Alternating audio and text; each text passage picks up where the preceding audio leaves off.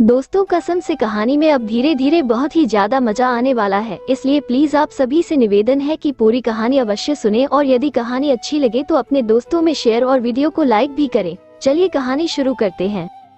अब मैं घर जाकर उस बेवफा की सूरत नहीं देखना चाहता था। उससे मेरा गम बढ़ना ही था, कम नहीं होना था। मैं नहीं आ पाऊंगा। आप बताइए कि क्या काम था? पिताजी, बेटा इतनी खुशी की बात है और तू वहाँ अकेला है। देख, भाई साहब भी कह रहे थे कि तू कल आ जा वरना तुझे लेने आ जाते हैं। मैं लखनऊ में नहीं हूँ, मैं नोएडा में हूँ। पिताजी, क्या? पर क्यों? जी वो काम के सिलसिले में आना पड़ा। पिताजी, तो कब वापस आ रहा है? जी टाइम लगेगा, 20-25 दिन। उस टाइम मेरे मुंह में जो झूठ आ रहा था मैं वो सब बोले जा रहा था। मेरी शायद ये बात ताऊ जी भी सुन रहे थे, इसलिए अगली आवाज उनकी थी जो बहुत गुस्से में थी। ताऊ जी, सागर, अश्विनी के लिए इतना अच्छा रिश्ता आया है और तू बहाने बनाने में लगा है। मैं कह देता हूँ कि ये रिश्ता हाथ से जाना नहीं चाहिए। मंत्री जी सामने से रिश्ता लेकर आए हैं। अश्विनी की शादी से पहले मैं चाहता हूँ कि तेरी शादी हो जाए। अच्छा लगता है कि चाचा कुंवारा बैठा है और भतीजी की शादी हो रही है। कल पहुँच यहाँ। ताऊ जी, मैं आपको पहले ही कह चुका ही कि मुझे अभी शादी नहीं करनी, तो फिर आप बार बार मेरे पीछे क्यों पड़ जाते हैं? जिसका रिश्ता आया है उसकी चिंता करिए पहले। शादी के लिए वो मरी जा रही है, मैं नहीं। मैंने थोड़ा गुस्से में कहा क्योंकि कोई नहीं जानता था कि मेरे दिल में क्या आग लगी है। हर किसी को अपनी करनी है तो करो, मैं भी अब वही करूँगा जो मुझे करना है। ताऊ जी, जुबान लड़ाता है। तुझे जरा सी छूट क्या दी, तू तो हमारे सर पर नाचने लगा। आपको ये रिश्ता अपने हाथ से नहीं जाने देना ना, तो आप करो उसकी शादी।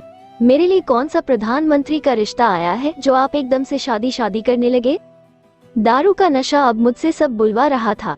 पिताजी चिल्लाते हुए, तू होश में है? क्या बोले जा रहा है? नशा वशा किया है क्या? ऐसे बदतमीजी से बात करेगा तू भाई साहब से? मैं इतनी बार तो आप सबसे कह चुका हूँ कि मुझे अभी शादी नहीं करनी, तो फिर हर 6 महीने बाद आप लोग क्यों मेरे पीछे पड़ जाते हैं? आपको समाज की क्यों इतनी चिंता है? शादी के बाद बीवी को खिलाऊंगा क्या, या ये दुनिया वाले रोज 3 टाइम का खाना देने आएंगे मुझे? शायद ताऊ जी को मेरी बात समझ आई और वो नर्म होते हुए बोलने लगे। ताऊ जी, ठीक है, तुझे शादी नहीं करनी ना, पर अपनी भतीजी की शादी में तो आ जा। उनकी नरमी देख मुझे मेरी गलती का एहसास हुआ कि उन्होंने तो मेरा दिल नहीं तोड़ा ना। ताऊ जी, मुझे माफ कर देना, मुझे आपसे इस तरह बात नहीं करनी चाहिए थी। मैं अभी शहर में नहीं हूँ, नोएडा आया हूँ काम के सिलसिले में। कंपनी के कुछ वीकनेसेस का काम है, इसलिए उसमें टाइम लगेगा। रही अश्विनी की शादी की बात तो मैं आ जाऊंगा, आप निश्चिंत रहिए। अभी तो तकरीबन 2 महीने हैं ना हमारे पास। मैंने बड़ी हलीमी से बात की और ताऊ जी मान भी गए। फोन करते ही मैंने एक लार्ज पैक बनाया और उसे एक सांस में गटक गया। मैं कैसे उसकी शादी में जाऊंगा, कैसे उसे अपनी आंखों के सामने विदा होते हुए देखूंगा? काश ये सब देखने से पहले मैं मर जाता। ये सोचते सोचते मैं पूरी बोतल पी गया, पर कोई हल नहीं मिला। दिल और दिमाग को चैन नहीं मिल रहा था। अब तो दारू भी खत्म हो गई थी, तो कुछ तो चाहिए था मुझे। मैं लड़खड़ाता हुआ उठा और गांजा ढूंढने लगा। सारा सामान उथल पुथल करने के बाद मुझे वो मेरी ही पैंट की जेब में मिला। ठीक से दिख भी नहीं रहा था, इसलिए बड़ी मुश्किल से उसे सिगरेट में भरा और पहला कश लेते ही मैं वापस जमीन पर बैठ गया। दारू की खाली बोतल में मुझे एक आखिरी बूंद दिखाई दी। मैंने उसे मुंह से लगाया और वो आखिरी बूंद भी पी गया। ऐसा लगा मानो सबसे ज्यादा स्वाद उसी आखिरी बूंद में था। फटाफट मैंने सिगरेट पी ताकि उसका नशा मेरा दिमाग जल्दी से सुन्न कर दे और मैं चैन से सो सकूं। हुआ भी वही, अगले 10 मिनट में ही मेरी आंख लग गई और फिर सुबह खुली जब दीदी ने बेल बजा कर मेरी नींद तोड़ी। मैंने बड़ी मुश्किल से उठकर दरवाजा खोला। दरवाजा खुलते ही दीदी को दारू का एक बहुत तेज भभका सूंघने को मिला। उन्होंने एकदम से अपनी नाक सिकोड़ ली और मुझे ये देखकर एहसास हुआ कि मैंने क्या छीछालेदर किया है। मैं बिना कुछ कहे बाथरूम में घुसा और नहा धोकर तैयार हुआ। अब घर में बर्तन तो थे नहीं कि मुझे चाय मिलती। घर की सफाई हो चुकी थी और मुझे तैयार देख दीदी कहने लगी कि वो कपड़े शाम को कर देंगी।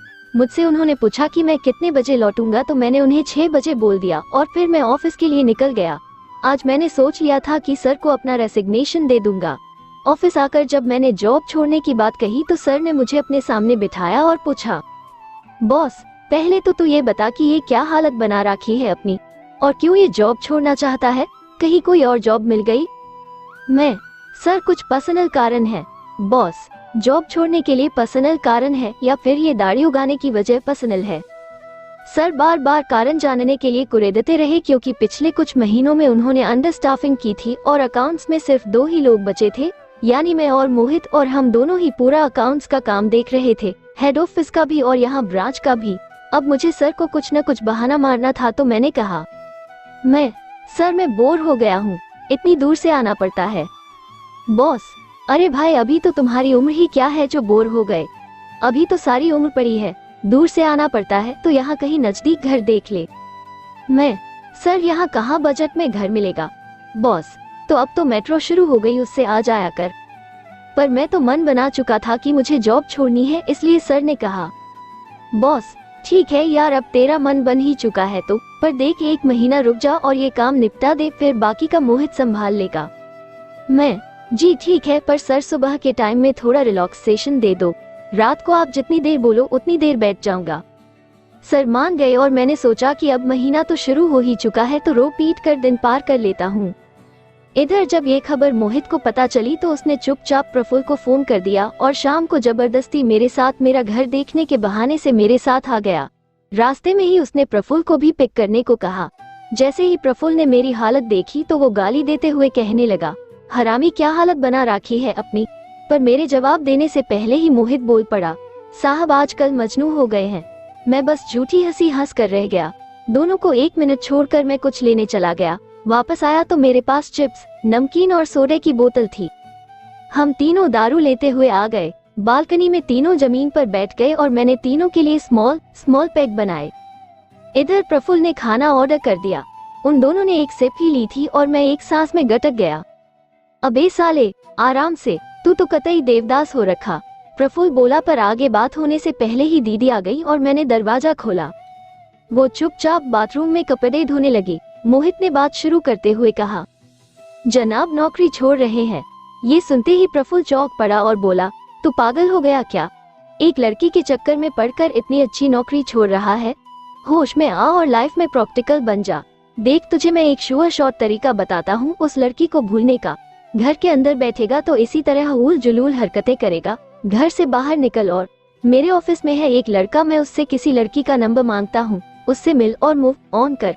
वो भी लड़की तो मूव ऑन कर गई होगी, तो क्यों उसके चक्कर में अपना नाश कर रहा है? देख भाई, तेरे ये आइडिया तू अपने पास रख, मेरा गम बस मैं ही जानता हूँ और उसका ये इलाज तो कतई नहीं है। मैंने दूसरा पैक बनाते हुए कहा। अच्छा तू ये बता कि हुआ क्या एग्जैक्टली? मोहित ने पूछा। कुछ नहीं यार, उसे कोई और पसंद आ गया, पैसे वाला था और वो उसे अच्छी जिंदगी दे सकता था। मैंने ज्यादा डिटेल ना देते हुए कहा। तो गोल्ड डिगर थी वो?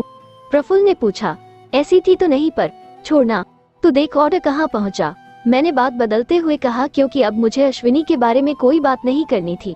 प्रफुल्ल भी समझ गया और उसने आगे कुछ नहीं बोला, पर मोहित पर शराब का नशा चढ़ने लगा था और अब उसके मन में भाई के लिए प्यार जाग गया था। हरामी साला, अगर उसने तुझे छोड़ा है तो वो किसी की सगी हो सकती। साले 5 साल से जानता हूँ तुझे, मोहित ने उंगलियों पर गिनते हुए कहा और उसे ऐसा करता देख मैं और प्रफुल्ल हंस दिए। इसे और मत दे, साला रास्ते में ड्रामे छोड़ेगा और घर पर भाभी हमारी खाट खड़ी कर देगी। प्रफुल्ल ने मोहित को और पैक देने से मना किया। मैंने उसका पैक हम दोनों में आधा आधा बांटना चाहा तो उसने एकदम से पैक छीन लिया और गटक गया। ओ मंदबुद्धि कह के प्रफुल्ल चिल्लाया, पर तब तक मोहित पैक पी चुका था और हम दोनों फिर से हंसने लगे। तभी खाना आ गया। मैं दरवाजा खोलने गया तो दीदी भी कपड़े धोकर निकल आई। अब उन्हें कपड़े डालने थे बालकनी में और वहाँ तो हम महफिल जमा कर बैठे थे। दीदी रहने दो, मैं डाल दूंगा बाद में। अच्छा आप नॉनवेज खाते हो ना? मैंने पूछा तो वो एकदम से हैरान हो गई और हाँ में गर्दन हिलाई। मैंने उनके लिए भी 1 प्लेट नूडल मंगाए थे जो मैंने उन्हें दे दिए। पहले तो वो मना करने लगी, फिर मैंने थोड़ी जबरदस्ती करके उन्हें दे दिया। वो मुस्कुरा कर चली गई और मैं हम तीनों के लिए खाना लेकर बालकनी में बैठ गया। एल्यूमिनियम के डिब्बे में नूडल्स आए थे तो प्लेट की जरूरत नहीं थी। हम तीनों ने खाना शुरू किया, पर मोहित मियाँ पर नशा फूल शबाब पे था। साला लड़कियां होती ही ऐसी हैं। मेरे गऊ जैसे दोस्त को छोड़कर चली गई। तू चिंता मत कर, मैं हरामी तेरी शादी कराऊंगा, उससे भी अच्छी लड़की से। रुक अभी तेरी भाभी को कॉल करता हूँ। इतना कहकर वो फोन मिलाने को हुआ तो मैंने उसके हाथ से फोन छीन लिया।